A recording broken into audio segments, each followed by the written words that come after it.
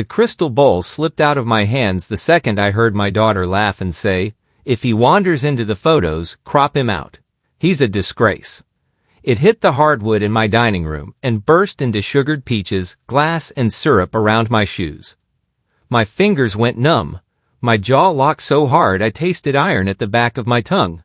The girls by the window gasped. My daughter Ava turned, one hand still wrapped around a champagne flute, and for half a second, all the color left her face. Before sunrise, I took my house back. What I didn't know yet was that at 2:13 that morning, Ava's best friend would call me in tears and tell me being called a disgrace was the smallest part of what my own daughter had planned. If you've ever had family smile with your name in their mouth and a knife behind their teeth, subscribe and tell me in the comments, because the truth didn't start with that sentence.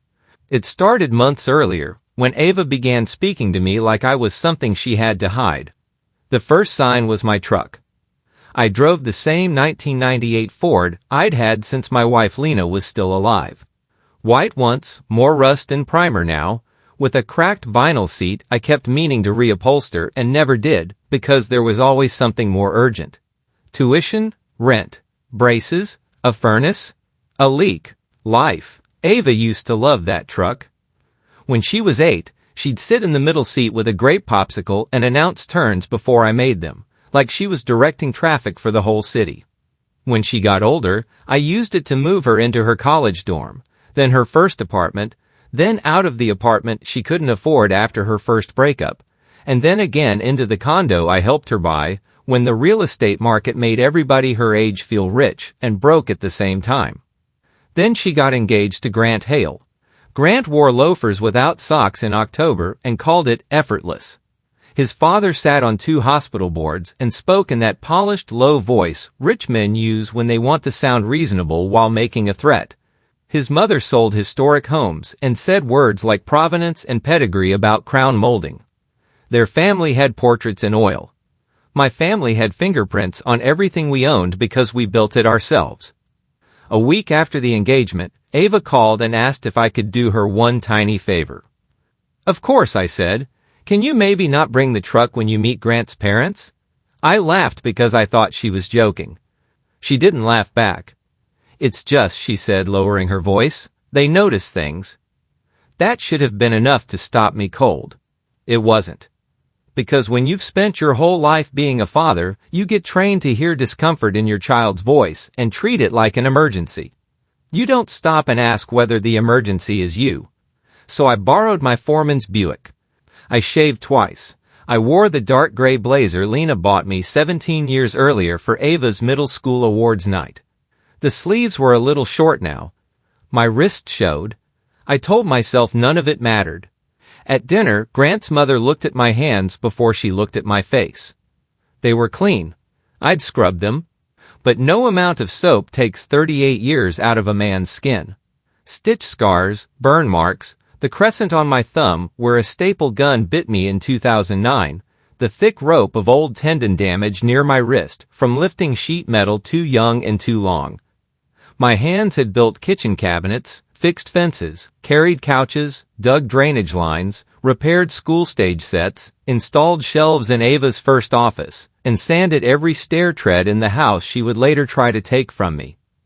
Grant's mother smiled and said, "Ava tells us you do upholstery." I said, "I own Mercer Restoration. Auto interiors, furniture repairs, custom work. Been at it a long time." "Oh," she said, like she had asked what breed of dog I had and gotten a longer answer than she wanted. Ava kicked my ankle under the table. Later, as we walked to the parking lot, she grabbed my arm hard enough to make me stop. "You didn't have to go into all that."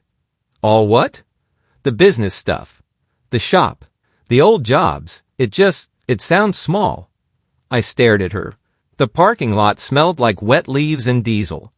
Somewhere behind the restaurant, bottles crashed into a dumpster.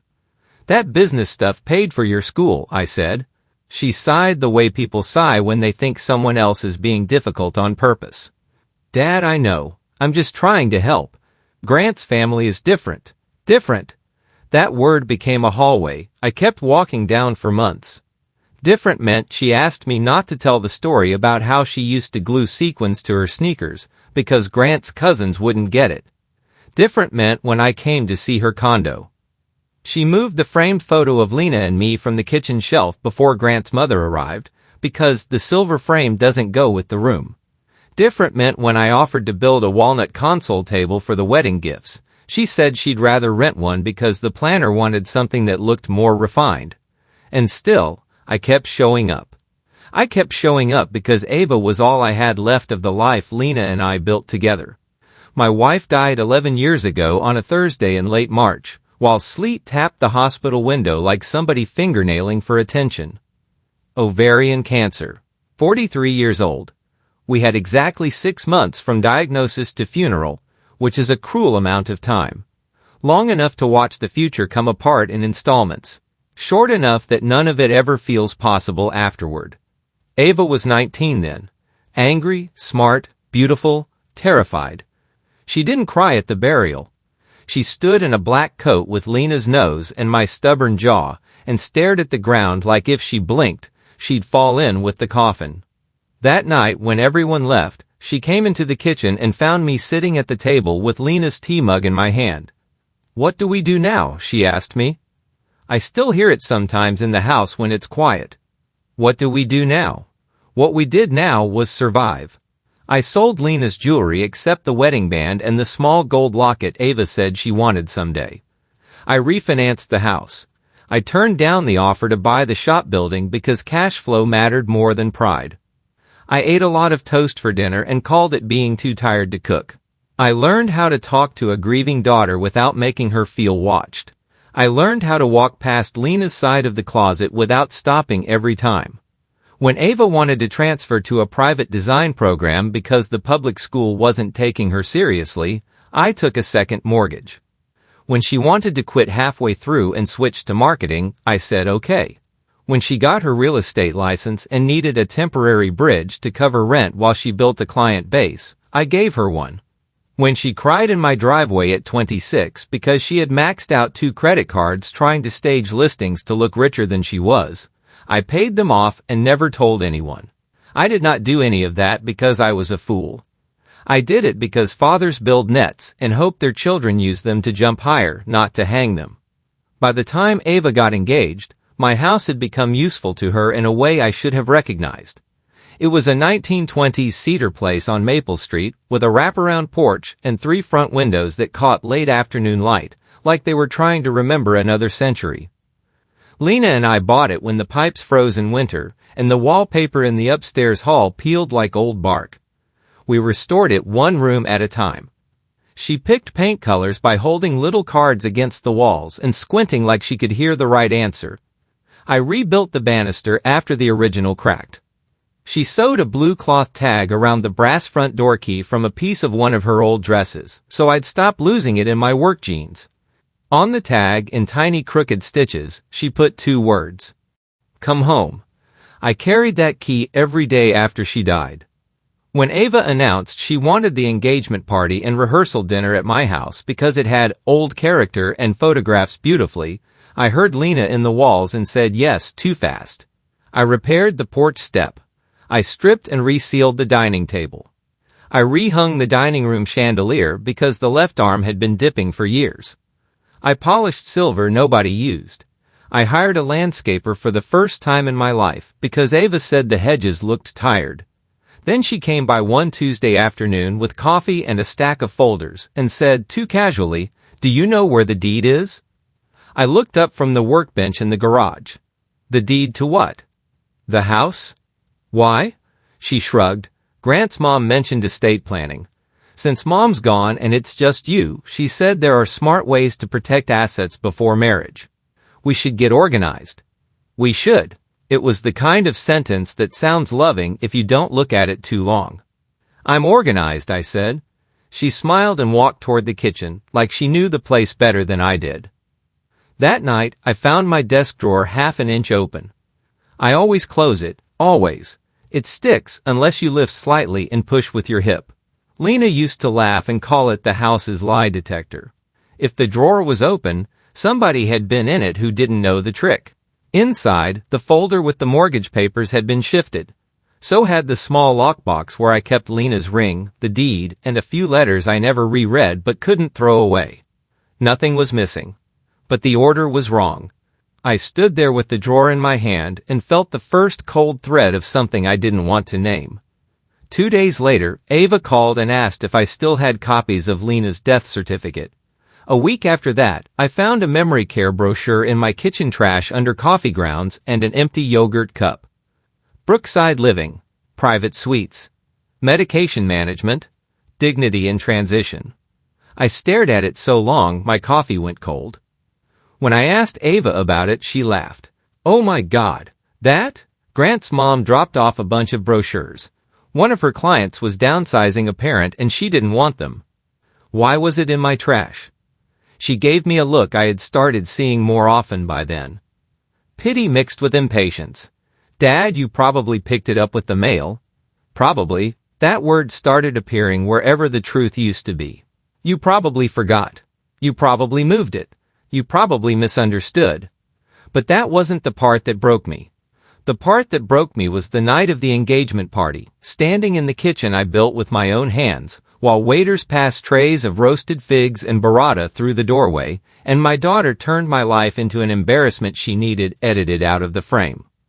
She had invited 34 people, almost all from Grant's side. Men in slim suits, women in silk, people who complimented the crown molding with the detached enthusiasm of buyers touring a historic listing. I moved around the edges refilling water glasses, because that's what I know how to do when I'm uncomfortable. Make myself useful. Stay out of the way. Ava had told me not to wear my shop jacket. I didn't. I wore a white button-down and a navy sweater.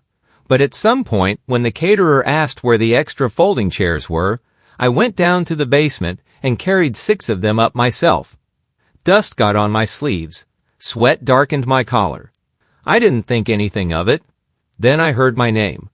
Not Daniel, not Dad. I was coming through the pantry with the crystal bowl Lena's sister had loaned for the dessert peaches, when Ava's voice floated in from the dining room. "I told you, he means well," she said, followed by that laugh of hers that used to make me think of summer and now sounded like glass under a shoe. "But please don't post him if he gets in the background. He's a disgrace." One of her friends let out a stunned little Ava. And my daughter, my only child, lowered her voice just enough to make the cruelty intimate. "I'm serious. Grant's family already thinks I came from nothing. I'm not letting my father in a dusty sweater confirm it." That was when the bowl fell. The room snapped toward me. The peaches slid over the floorboards in thick syrup, bright as bruises. A waiter lunged forward with napkins. Somebody whispered, "Oh my God." Grant's face pinched like he was embarrassed on my behalf, which somehow made it worse. Ava set down her glass and came toward me fast. "Dad?" I held up one hand. My palm was shaking. Nobody moved. I looked at the syrup spreading over the wood Lena, and I had refinished the year Ava turned 12. The same floor where my daughter had once roller skated in socks and apologized every time she bumped a chair. Then I looked at Ava. "What did you just call me?" She swallowed. "You heard that out of context." The oldest lie in the world. As if context had ever turned contempt into love. Grant stepped in with both hands up, soft voice, banker's son calm. "Daniel, let's not make a scene." I turned to him. "In my house?" The room got very still. Ava's face hardened then, just for a flash, and I saw something that had probably been there longer than I'd allowed myself to see. "We're in the middle of an important night," she said. "Can you please not do this right now?" Not do this. As if the humiliation were something I had created by hearing it. I nodded once. That was all I trusted myself to do. Then I walked past them, through the front hall, out onto the porch, and into the November cold with my sleeves damp and sticky at the cuffs. I sat on the porch swing until the party ended. Not one person from Grant's family came out. Not one. Around 11:30, the caterers loaded the last silver trays. Around midnight, Ava texted from inside the house instead of opening the door. "Are you coming back in, or are you going to be dramatic all night?" I looked at the screen until it blurred. Then I went inside through the side entrance because I couldn't bear the thought of seeing the front hall full of coats and perfume and pity.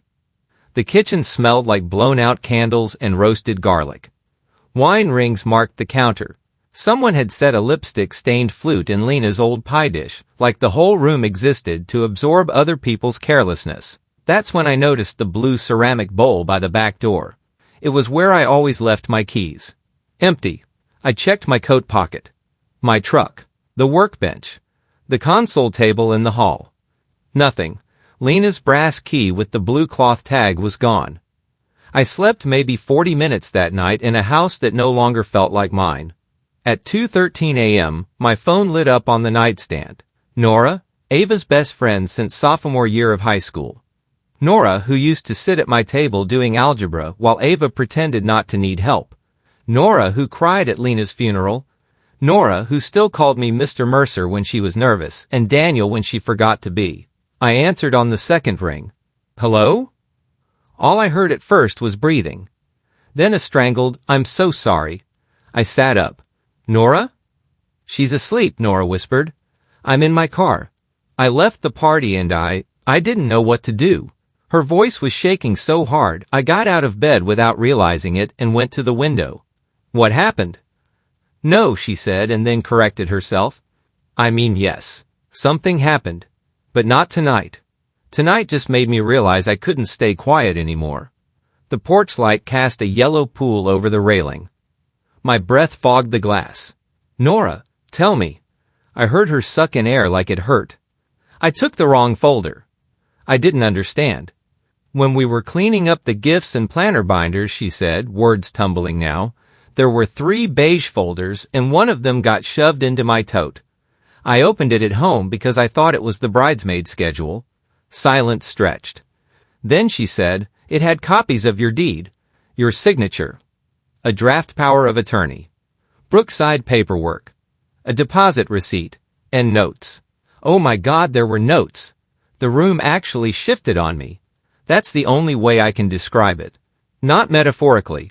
My body lost its sense of where the walls were for a second. What notes? She wrote them by hand. Nora was crying openly now. Ava did. I know her handwriting.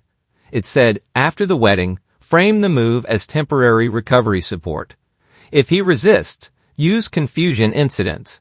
Grant's mom says documentation matters more than emotion.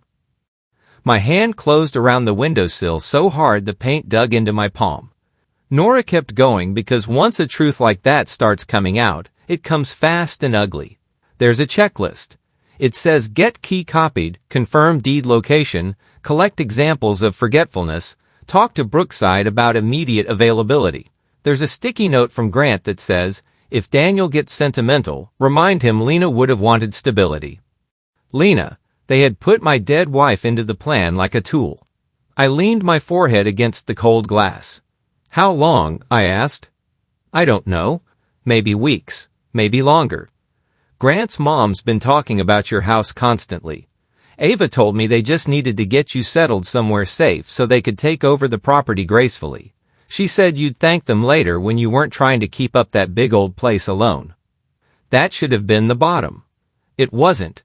Nora's voice dropped to a whisper. There's another paper. A drafted email to your relatives. It says if you have one of your episodes before the wedding, they'll announce that you're getting help and won't be attending the ceremony for health reasons. Episodes. I hadn't even had the flu. I closed my eyes and saw the memory care brochure in my trash. The half-open drawer. The missing key. The way Ava kept asking for papers.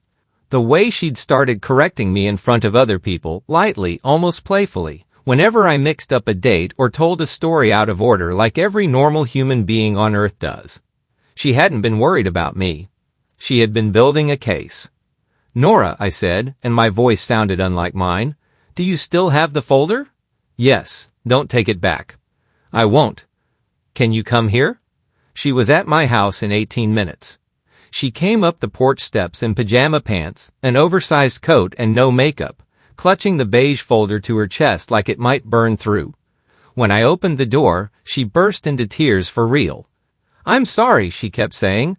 I'm sorry I didn't say something sooner. I thought maybe I was being dramatic, and then tonight when she said that about you, I put a hand on her shoulder and felt how badly she was shaking.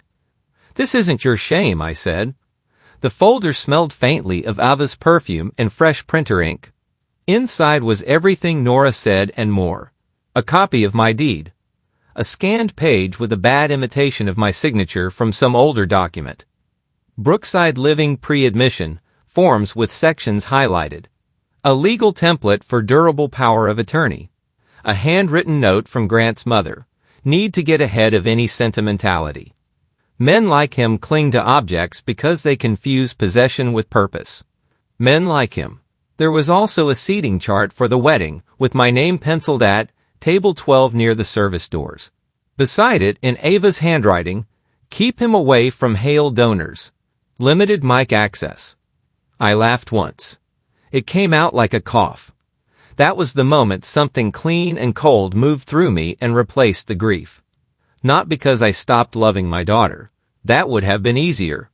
Because I finally stopped explaining her to myself. At 7:30 that morning, I called Carla Ruiz. Carla was 42, sharp as wire, and had spent the last decade building a practice around probate disputes, elder abuse, and the ugly things families do when love and property get confused.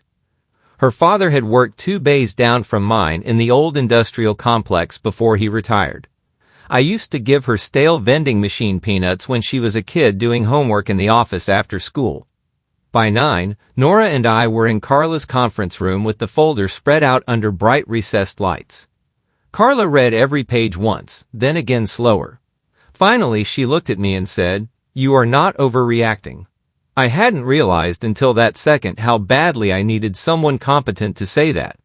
She pointed to the draft power of attorney. This isn't executed, but it shows intent. The Brookside paperwork is more disturbing. And if they copied your key and accessed your documents without permission, that matters. Have you signed anything recently under pressure? No? Good. Starting now, you sign nothing. You discuss nothing without me. We lock down your accounts, freeze your credit, change the interior office lock, and install cameras today. Then we move the deed and originals off-site. I nodded. Carla tapped the handwritten note from Grant's mother. Also, men like him can file complaints too. By noon, the original deed, Lena's ring, and every meaningful paper I owned were in Carla's office safe.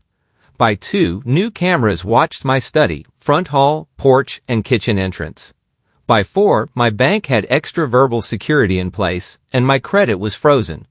That night, I sat alone at my kitchen table with Lena's old key tag in my hand. Carla had found the copied version in the folder.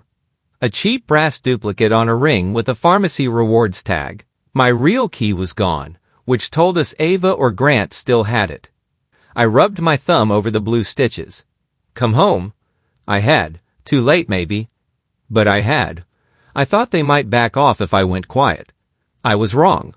3 days later, Ava arrived with green juice, muffins, and concern arranged carefully across her face. Dad, you didn't answer my calls. You called twice. You've been distant. She set the muffins on the counter and looked around like she was measuring the room. The new camera above the pantry shelf was small enough to miss unless you knew where to look. I've been busy. She sat down without asking. Grant and I are worried. There it was. About what? She folded her hands. You've seemed off. I said nothing. You forgot Aunt Denise's anniversary dinner. You got defensive at the party. You've been isolating, and you're alone in this house all the time. I almost admired the discipline it took to say it that smoothly. I was at Denise's dinner, I said. Ava blinked. The year before, I mean. I waited. She leaned forward. Dad, this isn't an attack. We love you. We just think maybe you need more support than you're admitting. Love has never sounded colder to me than it did in that kitchen. Then she slid a paper across the table. It's just a temporary authorization so I can talk to doctors and vendors on your behalf if anything happens. I didn't touch it. What vendors? For the house, she said quickly. Maintenance stuff, emergency stuff. I smiled at her for the first time in days. No. Her expression changed in an instant. Not loudly. Just enough. Why are you being stubborn? Because I can read. She sat back. For a long second, neither of us said anything. Then she did the thing manipulative people do when the script slips. She reached for the higher moral ground. Do you know how hard it is, she said quietly, to be the only adult trying to plan for reality while everyone else runs on feelings? Everyone else. Meaning me. Meaning my dead wife too, probably. I looked at my daughter and saw no confusion anymore. No class difference. No rich fiancé influence. Those had made it easier for her, maybe. But the choice underneath it was hers. She stood, grabbed the unsigned paper, and shoved it back into her tote. You're making this uglier than it needs to be, she said. Then she left through the back door like a stranger who knew the shortcut. That evening, Carla had the camera footage backed up in 3 places. The next morning, Adult Protective Services knocked on my door. An anonymous welfare concern. A report that I was confused, increasingly erratic, and being financially exploited by people at the shop. I almost laughed when the woman on the porch introduced herself, except she looked embarrassed enough already. Her name was Trina, mid-50s, sensible shoes, clipboard. She came in, asked me questions, looked around the house, noted the fresh groceries, clean medication drawer, current bills, organized records, and the binder Carla had prepared in case this happened. When I showed her the folder from Nora and the footage of Ava pushing papers at me, Trina closed her clipboard slowly. I'm very sorry, Mr. Mercer, she said. That was the first public crack in Ava's story. But I still didn't know how far they planned to go until Grant called me himself. He never called me directly. Not once in the entire engagement, unless Ava was listening. This time his voice came warm and concerned. Daniel, I think we got off on the wrong foot. Did we? Ava's emotional. The wedding's close. Everyone's under stress. Stress, the universal bleach. He lowered his voice. I'll be honest. Some of us are worried your grief has turned into attachment to the house in a way that's not healthy. This place is a burden. I stared at the rain moving down the kitchen window. This burden raised my daughter. He ignored that. We were hoping after the wedding to take over some responsibilities. Renovation, tax management, security. Let you step back with dignity. There it was again. Dignity, from people trying to steal it. And if I don't? A pause. Then Grant said, I think you should consider what refusal will look like to the rest of the family. Not a threat in tone. A threat in architecture. I ended the call and drove straight to Carla's office. By then, she had already taken the next step without waiting for my permission, which is one reason I will be grateful to her until I die. That morning, she had filed a formal notice barring any transfer, listing activity or title action involving my property without direct attorney confirmation. She had also prepared a new estate plan and trust paperwork transferring the house, the shop, and a portion of my savings into the Lena Mercer Home Fund. A trust designed to keep the house in my control for life, and, after my death, convert it into transitional housing and trade scholarships for local single parents learning skilled work. Why single parents? Carla asked when I chose it. Because people talk a lot about family values, I said. I'd like to fund the ones who actually carry families. I signed those papers with a steady hand. Then I made one more decision. I was not going to cancel the rehearsal dinner. I was going to let every single person who had benefited from my silence stand inside my house when I finally stopped giving it. The night of the rehearsal dinner, Maple Street looked like a magazine cover. White lights looped the porch rail. Lanterns lined the walkway. A rented black SUV idled at the curb. Through the front windows I could see champagne, catered platters, Ava's florist moving pale roses from one surface to another, like the room itself needed correcting. I parked half a block away and walked up slowly in a dark suit Carla bullied me into buying that afternoon. Not expensive, just fitted. I wore Lena's watch. And in my right pocket I carried the brass key with the blue cloth tag. Come home. Carla waited in the study with 2 folders and a witness from the title company. Trina from APS sat in the den. Not because I wanted a spectacle, but because lies grow in darkness, and I was done giving them shade. Nora arrived separately and went straight to the kitchen, white-faced and silent. At 7:30, the house was full. Grant's parents stood near the fireplace taking praise for the floral arrangements they hadn't paid for. Ava moved from group to group in a pearl-colored dress, glowing in that expensive, polished way people do when they've spent enough money to make their own nerves look curated. She saw me in the doorway and froze for just a fraction too long. Then she recovered. "Dad," she said brightly, "you made it." Like I was a guest in my own home. She came over to kiss my cheek. I stepped back.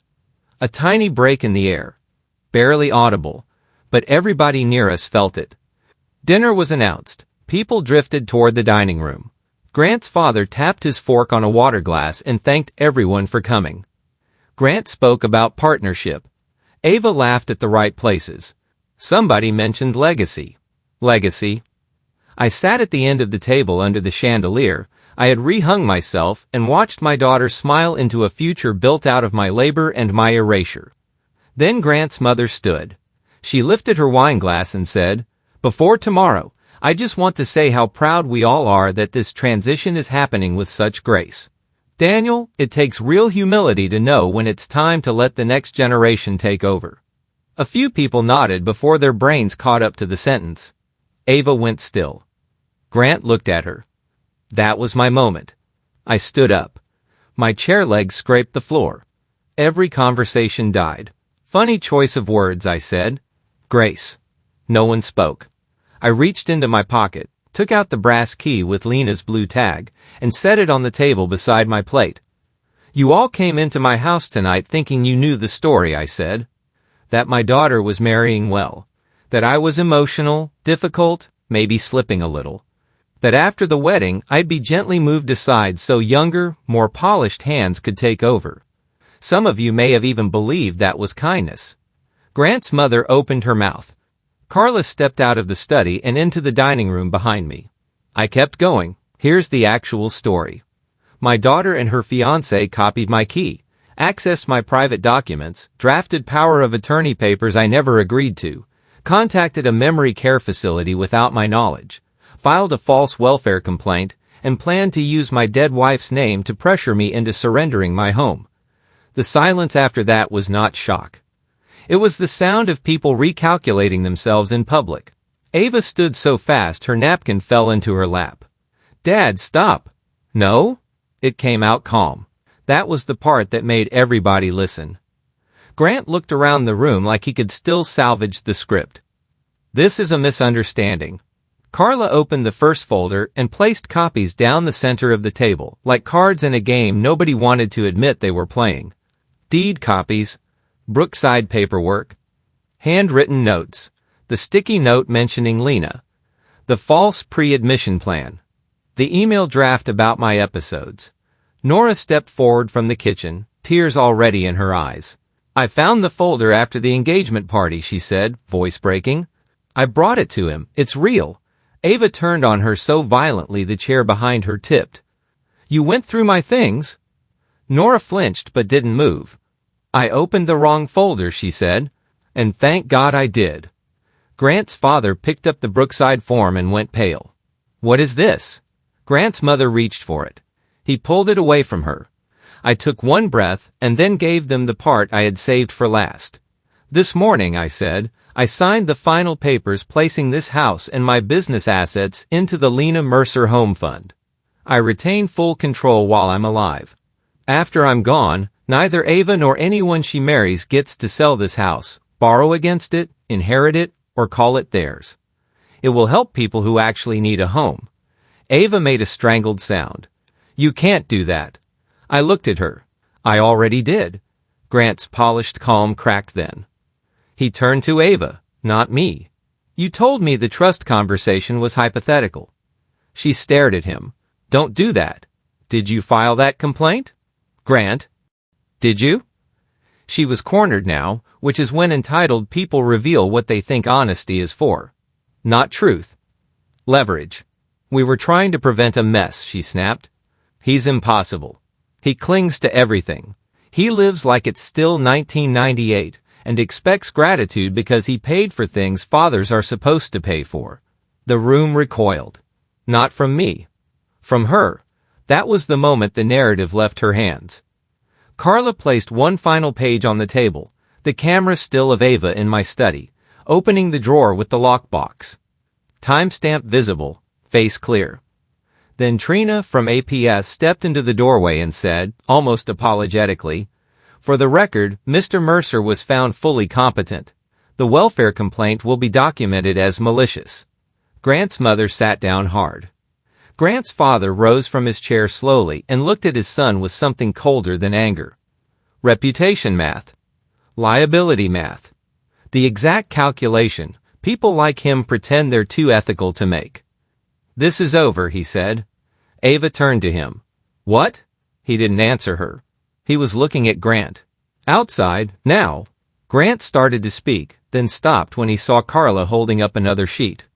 "A courtesy notice," she said. "Any attempt to use or represent Mr. Mercer's property in listing, financing, or transfer discussions has been reported.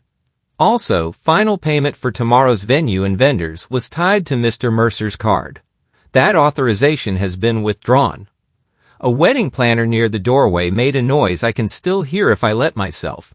Not panic exactly, the sound of expensive plans hitting reality all at once. Ava looked at me like she had never seen me before. "You would ruin my wedding over this?" I almost answered from the wound. Instead, I answered from the truth. "No, you ruined your wedding when you confused my love for permission." Then she cried. Not the deep kind, not grief. Fury and tears. "You're humiliating me." I looked around my dining room, at the documents, the faces, the toppled chair, the copied key, the dead center of the table where my life had finally been laid out in plain language. And I said the thing I should have said months earlier. "No, Ava, I'm refusing to keep humiliating myself for you." No one moved after that. Grant went out first, jaw tight, his father behind him. His mother remained seated, staring at the Brookside papers like they had betrayed her personally by existing in print. Nora stood against the wall with both hands over her mouth. Carla closed her folder. The florist slipped away. Two guests I barely knew left through the side door without coats, as if distance could absolve them of witnessing anything. Ava stood alone at the far end of the table in that pearl dress, surrounded by candles, roses, polished glassware, and the wreckage of the future she thought she had secured. For one wild second, I saw the 19-year-old girl at the cemetery asking me what we do now. But grief and entitlement are not the same thing, and I had spent too many years mistaking one for the other. She looked at the key on the table, then at me. And I knew she understood, finally, that the house had never been the point. Control was. She left without saying goodbye. Just picked up her purse and walked out the front door into the white porch lights she had rented to make my life look grander than she thought it was. By midnight, the house was empty. The caterers packed in silence. Carla hugged me once, brief and professional and human. Trina squeezed my shoulder on her way out. Nora stayed behind to help clear plates until I told her to stop and just sit. We sat at the kitchen table with cold coffee and the remains of a meal no one had eaten. "I should have told you sooner," she said again. "You told me in time." She cried a little then, quietly. Relief more than guilt. I reached for Lena's key and held it in my palm until the metal warmed. The wedding did not happen the next day.